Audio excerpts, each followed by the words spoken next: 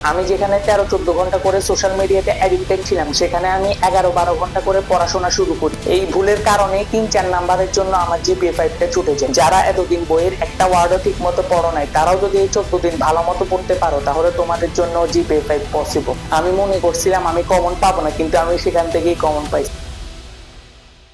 আসসালামু আলাইকুম সবাইকে, আমি মোহাম্মদ জাওয়াদুল ইসলাম। বর্তমানে পড়াশোনা করছি ঢাকা রেসিডেন্সিয়াল মডেল কলেজে। আমি এসএসসি 25 ব্যাচ ছিলাম। তোমাদের মনে অনেকেরই প্রশ্ন আসতে পারে যে এখনো কি 14 দিনে পড়ে এ প্লাস পাওয়া পসিবল? আমি বলবো অবশ্যই পসিবল। আমার শুধু 3-4 নাম্বারের জন্য জিপিএ 5টা ছুটে যায়, না হলে আমিও জিপিএ 5 পেয়ে যেতাম। তোমরা যেহেতু জানো আমি লাস্ট এক মাসে কামব্যাকটা দিয়েছি, লাস্ট 14 দিনে আমি আমার মেন্টর ইস্তিয়াক সাকিব ভাইয়ের গাইডলাইন গুলো ফলো করেছিলাম। ভাইয়া আমাকে বলে দিয়েছিলেন কোন সাবজেক্ট কিভাবে কিভাবে পড়তে হবে। আজকে আমি আমার সেই স্টোরিটাই শেয়ার করব, আমি কিভাবে লাস্ট 14 দিনে পড়েছিলাম। শুরুতে যদি আসি ম্যাথমেটিক্যাল সাবজেক্ট গুলোর কথা, physics, general math, higher math, এই সাবজেক্ট গুলোর জন্য আমি ইম্পর্টেন্ট চ্যাপ্টার গুলো দাগানো টেস্ট পেপার পড়েছিলাম। আমি সাকিব ভাইয়ের দাগানো টেস্ট পেপারটাই ফলো করেছিলাম। তোমরা যারা আমার দাগানো টেস্ট পেপারটা চাও, নিচে ডিসক্রিপশন আর কমেন্ট বক্সে হোয়াটসঅ্যাপ চ্যানেলের লিংক দেওয়া থাকবে, সেখানে জয়েন হয়ে যেও। সেখানেই আমি দাগানো টেস্ট পেপার সবগুলা দিয়ে দিয়েছি। শুধু জেনারেল ম্যাথটা বাকি আছে, সেটাও আজকে দিয়ে দিব ইনশাআল্লাহ। তো আমি সিকিউ এর জন্য লাস্ট 14 দিনে ভাইয়ের দাগানো টেস্ট পেপারটাই পড়ছি। এবার আসি বায়োলজি,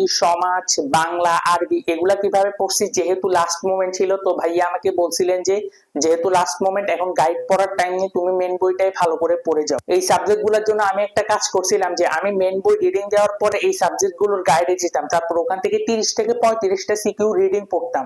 এটার ফলে কি হতো, আমি বুঝে যেতাম যে কোন টপিক থেকে প্রশ্ন আসতে পারে, তারপর বই থেকে ওই টপিকটা ভালোভাবে মুখস্থ করে ফেলি। এর কারণে আমি ইম্পর্টেন্ট টপিক গুলাও জানতে পারছি, প্লাস আমার পড়াও হয়ে গেছে ভালোভাবে। আমি জেনারেল সাবজেক্টের সিকিউ গুলোর জন্য এই ট্রিক্সটা অ্যাপ্লাই করেছিলাম, যেটা সাকিব ভাইয়া আমাকে বলেছিল। এবার যদি এমসিকিউর কথা বলি, এমসিকিউর জন্য আমি সায়েন্সের সাবজেক্ট গুলো যেমন physics, chemistry, biology, math, higher math, এই সাবজেক্ট গুলোর ক্ষেত্রে আমি গাইড থেকেই এমসিকিউ সলভ করে গেছিলাম।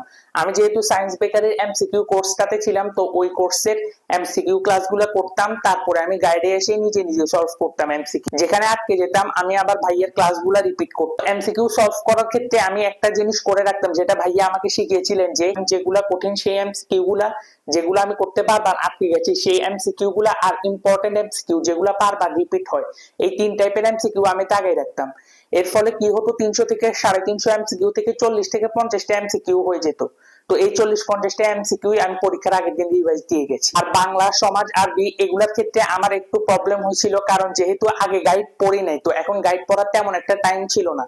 তো আমি ভালো মতো বইয়ের রিডিং এ দিয়ে গেছি, আর যতটুকু পসিবল হয়েছে গাইড থেকে এমসিকিউ সলভ করব। কারণ বাংলা, আরবি, সমাজ এগুলাতে এক একটা চ্যাপ্টারে 400 থেকে 500টা করে এমসিকিউ থাকে, তো অতগুলা লাস্ট মোমেন্টে সলভ করা পসিবল ছিল। ভাইয়া আমাকে বলছে ওইটা ভালো মতো রিডিং দিয়ে যাও, গাইড থেকে যতটুকু তোমার পসিবল হয় ততটুকুই তুমি সলভ করো।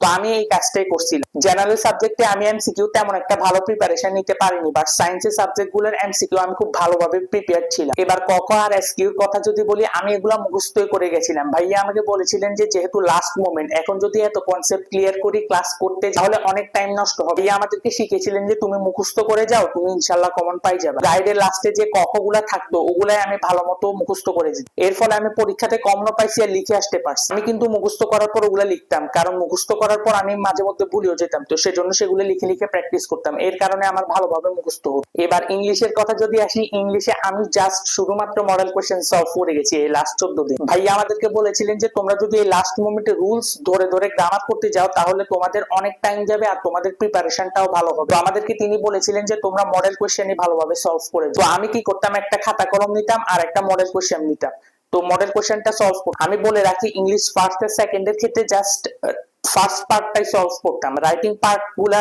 সলভ করতাম, কারণ রাইটিং পার্ট সলভ করতে গেলে অনেক টাইম যেত।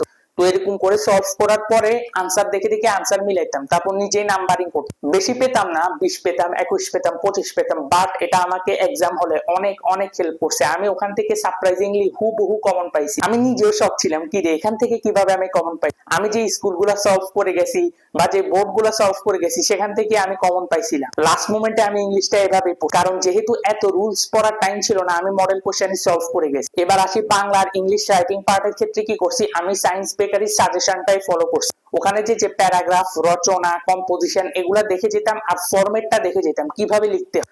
ফরম্যাটের ক্ষেত্রে আমি গাইডটাই ফলো করছি, গাইডে যেভাবে ছিল ওই ফরম্যাটটা আমি মেনটেন করছি। আর সাজেশনে যে রচনা, কম্পোজিশন, প্যারাগ্রাফ ছিল ওগুলো ভালোভাবে মুখস্থ করে গেছি। রাইটিং পার্ট নিয়ে তো প্যারা খেতে হয়নি, কারণ ভাইয়ের সাজেশন থেকে একেবারে হুবহু কমন পাইছি। যেহেতু আমার লেখা খারাপ ছিল, আমি ট্রাই করছি বেশি করে লেখার, যাতে আমার নাম্বারটাও বেশি হয়। তো আমি একটু বেশি করে লেখারই ট্রাই করছিলাম, এটা সাকিব ভাইয়াই আমাকে সাজেস্ট করছিল, তো এই জিনিসটা আমি ফলো করছি। তোমরা যারা লাস্ট মোমেন্টে পড়তে বসছো, তোমাদের যদি এখন একজন মেন্টর আর একটা রাইট স্ট্র্যাটেজি না থাকে, তাহলে তুমি জীবনে জিপিএ 5 পাবা না।